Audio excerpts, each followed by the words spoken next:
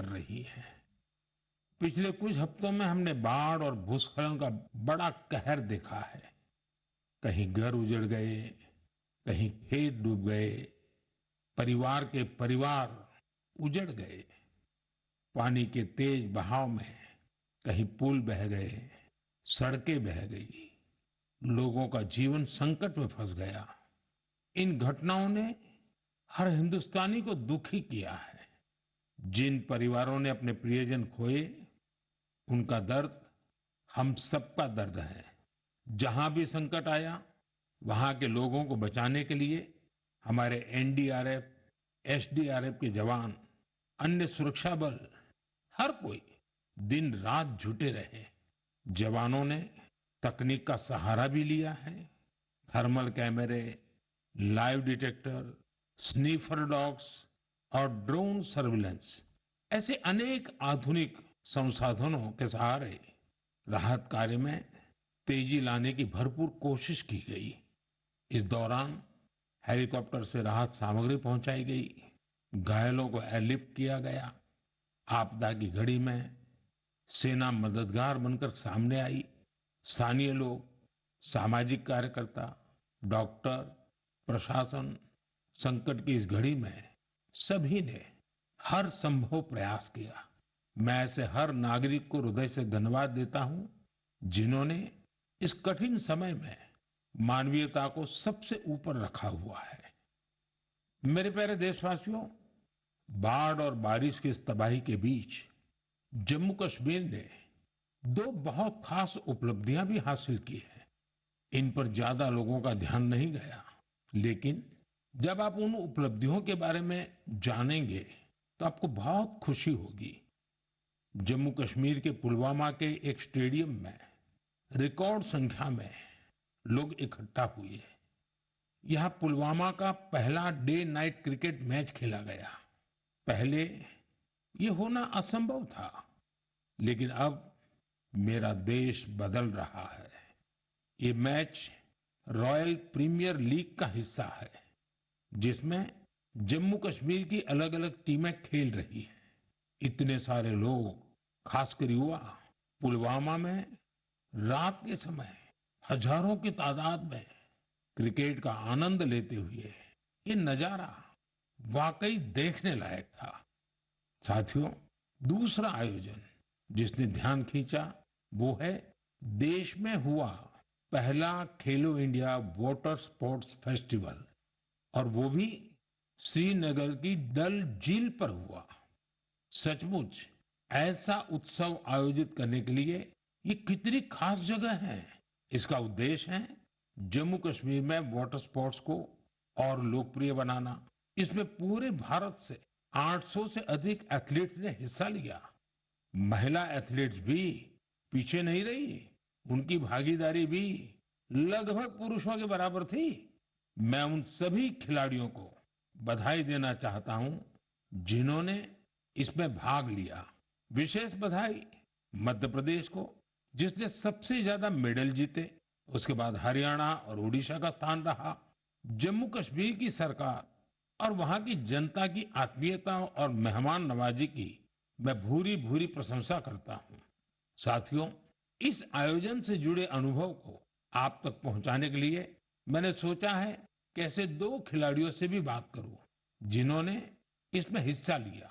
उनमें से एक है ओडिशा की रश्मिता साहू और दूसरे हैं श्रीनगर के मोहसिन अली। आइए सुनते हैं वो क्या कहते हैं। रश्मिता जी, नमस्ते। नमस्ते सर। जय जगन्नाथ। जय जगन्नाथ सर। रश्मिता जी, सबसे पहले तो आपको खेल जगत में सफलता के लिए बहुत बहुत बधाई। Thank you sir. रश्मिता, हमारे श्रोता आपके बारे में और आपकी खेल यात्रा के बारे में जानने के लिए बहुत उत्सुक है। मैं भी बहुत उत्सुक हूँ, बताइए। सर, मैं रश्मिता साहू हूँ, उड़ीसा से, और मैं कैनोइंग प्लेयर हूँ। मैं 2017 से स्पोर्ट्स ज्वाइन किया था, कैनोइंग शुरू किया था, और मैं नेशनल लेवल में नेशनल चैंपियनशिप और नेशनल गेम्स में पार्टिसिपेट किया हूँ। मेरा 41 मेडल्स है, 13 गोल्ड, 14 सिल्वर और 14 ब्रॉन्ज मेडल सर। इस खेल की रुचि कैसे बनी? सबसे पहले किसने आपको इस तरफ प्रेरित किया? आपके परिवार में खेल का वातावरण है क्या? नहीं सर, मैं जिस गांव से आती हूँ उसमें खेल का कोई ये नहीं था। तो इधर नदी में बोटिंग हो रहा था, तो ऐसे स्विमिंग के लिए गया था। तो ऐसे मैं और मेरा दोस्त लोग ऐसे स्विमिंग कर रहा था, तो एक बोट गया है कनंग काइकिंग का। तो मेरे को उसके बारे में कुछ पता नहीं था। तो मैंने मेरा दोस्त को पूछा ये क्या है।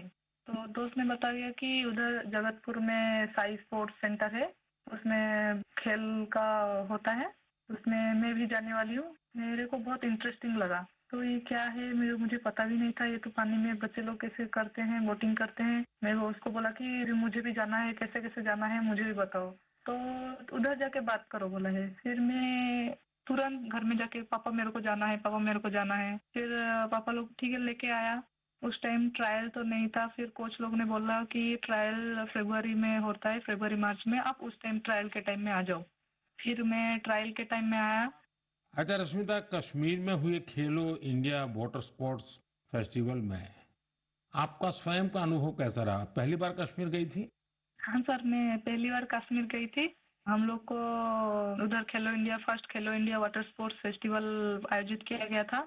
उसमें मेरा 2 इवेंट था, सिंगल 200 मीटर और 500 मीटर डबल में। और मैं दोनों में गोल्ड मेडल हासिल किया हूँ सर। अरे वाह, दोनों में ले आई हो। Yes sir. बहुत बहुत बधाई। Thank you sir. अच्छा रश्मिता, वाटर स्पोर्ट्स के अलावा आपकी क्या हॉबीज हैं? सर वाटर स्पोर्ट्स के अलावा सर मेरे को स्पोर्ट्स में मेरे को रनिंग बहुत अच्छा लगता है। जब भी मैं छुट्टी में जाती हूँ तब मैं रनिंग के लिए जाती हूँ। मेरा जो पुराना फील्ड है उधर मैं पहले थोड़ा सा फुटबॉल खेलना सीखी थी, तो उधर जब भी जाती थी मैं बहुत रनिंग करती हूँ। और मैं फुटबॉल भी खेलती हूँ सर, थोड़ा बहुत। मतलब खेल आपके रगों में है। हाँ सर, मैं जब फर्स्ट क्लास से 10th क्लास तक जब स्कूल में था, तो मैं जो भी पार्टिसिपेट करता था उसमें सब में फास्ट होता था, चैंपियन होता था सर। रश्मिता, जो लोग आपकी तरह खेलों में आगे बढ़ना चाहते हैं, अगर उनको कोई संदेश देना है तो आप क्या दोगी? सर बहुत सारे बच्चे, उनको घर से निकलना भी मना होता है। और लड़की हो बाहर में कैसे जाओगे। और किसी किसी का पैसा का दिक्कत की वजह से वो लोग खेल छोड़ रहे हैं। और ये जो खेलो इंडिया का स्कीम हो रहा है उसमें बहुत सारे बच्चों को पैसा का भी मदद मिलता है, और बहुत सारे बच्चों को बहुत सारे हेल्प मिल रहा है। उसके वजह से बहुत सारे बच्चे आगे जा पा रहे हैं। और मैं बोलूँगी सबसे कि खेल को छोड़ो मत, खेल से बहुत आगे जा सकते हैं। तो खेल तो एक खेल है, लेकिन उसमें शरीर का हर अंश स्वस्थ भी रहता है। और खेल को आगे लेके इंडिया को मेडल दिलवाना हमारा कर्तव्य है सर। चलिए रश्मिता जी, मुझे बहुत अच्छा लगा। आपको फिर से एक बार बहुत बहुत बधाई। और आपके पिताजी को भी मेरी तरफ से प्रणाम कहिएगा, क्योंकि उन्होंने इतनी कठिनाइयों के बीच भी एक बेटी को आगे बढ़ने के लिए इतना प्रोत्साहन दिया। मेरी बहुत बहुत शुभकामनाएं हैं। धन्यवाद। Thank you sir. जय जगन्नाथ। जय जगन्नाथ सर। मोहसिन अली, नमस्ते। नमस्ते सर। मोहसिन जी, आपको बहुत बहुत बधाई और आपके उज्जवल भविष्य के लिए बहुत बहुत शुभकामनाएं। Thank you sir. मोहसिन, आपने पहले खेलो इंडिया वाटर स्पोर्ट्स इसका फेस्टिवल, और उसमें भी सबसे पहला गोल्ड मेडल जीतने वाले आपको कैसा लगा? सर बहुत ही खुश हूँ मैं। मैंने गोल्ड मेडल जीता है खेलो इंडिया में, जो पहली बार हुआ है यहाँ पर कश्मीर में। लोगों में क्या चर्चा है? बहुत ही चर्चा है सर। पूरी फैमिली खुश है अभी। आपके स्कूल वाले? स्कूल वाले भी सब खुश है। कश्मीर में सब बोलते हैं आप गोल्ड मेडलिस्ट हो। तो आप तो बड़े सेलिब्रिटी बन गए। Yes sir. अच्छा, वाटर स्पोर्ट्स की रुचि कैसे बनी और उसके फायदे क्या नजर आ रहे हैं आप?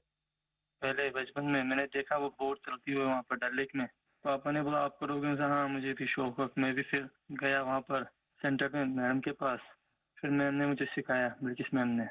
अच्छा मोहसिन, पूरे देश के लोग आए थे, पहली बार वाटर स्पोर्ट्स का कार्यक्रम हुआ, और वो भी श्रीनगर में हुआ, वो भी डल झील में हुआ। इतने सारे देश के लोग आए, तो वहाँ के लोगों को क्या फील होता था? बहुत ही खुशी है सर। सब बहुत ही अच्छी जगह है, पूरा अच्छा है यहाँ पर, फैसिलिटी सब कुछ अच्छी है। सब यहाँ पर सब कुछ अच्छा रहा खेलो इंडिया में। तो आप कहीं खेलने के लिए कश्मीर के बाहर गए हैं कभी? इस मैं भोपाल गया हूँ, गोवा गया हूँ, केरला गया हूँ, हिमाचल गया हूँ। अच्छा, फिर आप तो पूरा हिंदुस्तान देख लिए है। Yes sir. अच्छा, ये इतने सारे खिलाड़ी वहां आए थे, यस सर। तो नए दोस्त बनाए कि नहीं बनाए? सर बहुत दोस्त बना दिए। एक साथ भी घूमे हम यहाँ पर, डल लेक में, लाल चौक में, पूरे जगह घूमे हम सर। पहलगाम भी गए थे। यस सर, पूरी जगह। देखिए, मैंने तो देखा है कि जम्मू कश्मीर में स्पोर्ट्स टैलेंट बड़ा गजब का है जी। Yes sir. हमारे जो जम्मू कश्मीर के नौजवान है, वो देश का नाम रोशन करे, इतना सामर्थ्य है उनके अंदर, और आपने करके दिखाया है। सर मेरा ड्रीम है ओलंपिक में मेडल जीतना, वही ड्रीम है। वाह, शाबाश। वही ड्रीम है सर। देखिए, आपसे सुन करके ही मेरे तो रोंगटे खड़े हो गए। सर अभी वही ड्रीम है मेरा, ओलंपिक में मेडल जीतना, देश के लिए नेशनल एंथम बजाना, बस वही ड्रीम है मेरा। मेरे देश का एक मजदूर परिवार का बेटा इतने बड़े सपने देखता है, मतलब ये देश बहुत आगे बढ़ने वाला है। सर बहुत आगे बढ़ने वाला है। हम शुक्रगुजार हैं इंडिया गवर्नमेंट का, जिनने इतना यहाँ पर खेलो इंडिया के यहाँ पर पहली बार हुआ है सर। अभी तो तुम्हारा स्कूल में भी जय जयकार चलता होगा। Yes sir. चलिए मोहसिन, मुझे बहुत अच्छा लगा आपसे बात करके, और मेरी तरफ से आपके पिताजी को विशेष रूप से मेरा धन्यवाद करना, क्योंकि उन्होंने मजदूरी की जिंदगी जी करके भी आपकी जिंदगी बनाई है, और आपने अपने पिताजी के शब्दों पर बिल्कुल आराम किए बिना 10 साल तक तपस्या की है। ये खिलाड़ी के लिए बहुत बड़ी प्रेरणा होती है। और आपके कोच को भी मैं बहुत बधाई देता हूं कि जिन्होंने आपके पीछे इतनी मेहनत की।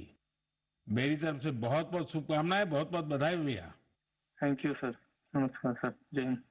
साथियों, एक भारत श्रेष्ठ भारत की भावना देश की एकता, देश के विकास के लिए बहुत जरूरी है, और निश्चित तौर पर खेल इसमें बड़ी भूमिका निभाते हैं। और इसलिए ही तो मैं कहता हूं, जो खेलता है वो खिलता है।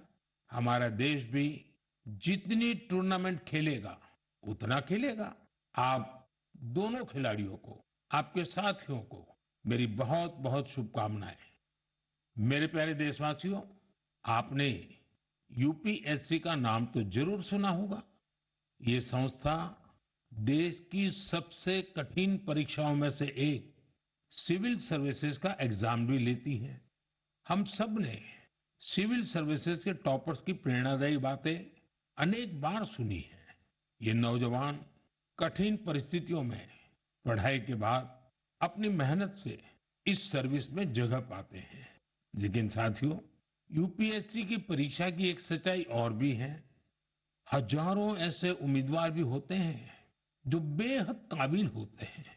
उनकी मेहनत भी किसी से कम नहीं होती, पर मामूली अंतर से वो अंतिम सूची तक नहीं पहुंच पाते। इन उम्मीदवारों को दूसरी परीक्षाओं के लिए नए सिरे से तैयारी करनी पड़ती है। इसमें उनका समय और पैसा दोनों खर्च होता था। इसलिए अब ऐसे होनहार विद्यार्थियों के लिए भी एक डिजिटल प्लेटफॉर्म बनाया गया है, और इसका नाम है प्रतिभा सेतु।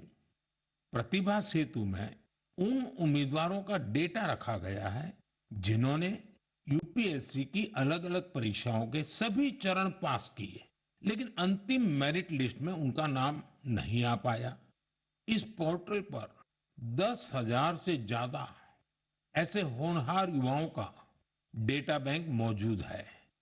कोई सिविल सर्विस की तैयारी कर रहा था, कोई इंजीनियरिंग सर्विस में जाना चाहता था, कोई मेडिकल सर्विसेज के हर पड़ाव को पार कर चुका था, लेकिन फाइनल में उसका सिलेक्शन नहीं हुआ। ऐसे सभी उम्मीदवारों की जानकारी अब प्रतिभा सेतु पोर्टल पर उपलब्ध कराई जा रही है।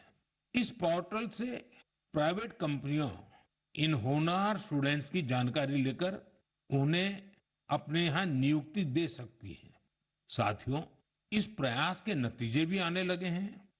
सैकड़ों उम्मीदवारों को इस पोर्टल की मदद से तुरंत नौकरी मिली है, और वो युवा जो मामूली अंतर से रुक गए थे, अब नए आत्मविश्वास के साथ आगे बढ़ रहे हैं। मेरे प्यारे देशवासियों, आज पूरी दुनिया का ध्यान भारत की तरफ है। भारत में छिपी संभावनाओं पर दुनिया भर की नजर है। इसी से जुड़ा एक सुखद अनुभव मैं आपसे साझा करना चाहता हूं।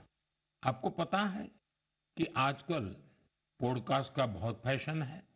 विभिन्न विषयों से जुड़े पॉडकास्ट को भांति भांति के लोग देखते और सुनते हैं। बीते दिनों मैं भी कुछ पॉडकास्ट में शामिल हुआ था। ऐसा ही एक पॉडकास्ट दुनिया के बहुत फेमस पॉडकास्टर लैक्स फ्रीडमैन के साथ हुआ था। उस पॉडकास्ट में बहुत सारी बातें हुई और दुनिया भर के लोगों ने उसे सुना भी। और जब पॉडकास्ट पर बात हो रही तो बातों बातों में ऐसे ही मैंने एक विषय उठाया था। जर्मनी के एक खिलाड़ी ने उस पॉडकास्ट को सुना और उसका ध्यान मैंने उसमें जो बात बताई थी उस पर केंद्रित हो गया। उन्होंने उस टॉपिक से इतना कनेक्ट किया कि पहले उन्होंने उस टॉपिक पर रिसर्च की और फिर जर्मनी में भारतीय दूतावास से संपर्क किया और उन्होंने चिट्ठी लिखकर बताया कि वो उस विषय को लेकर भारत से जुड़ना चाहते हैं।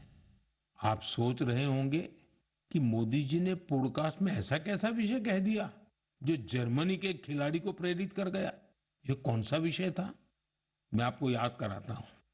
मैंने पॉडकास्ट में बातों बातों में मध्य प्रदेश के शहडोल के फुटबॉल के क्रेज से जुड़ा एक गांव का वर्णन किया था।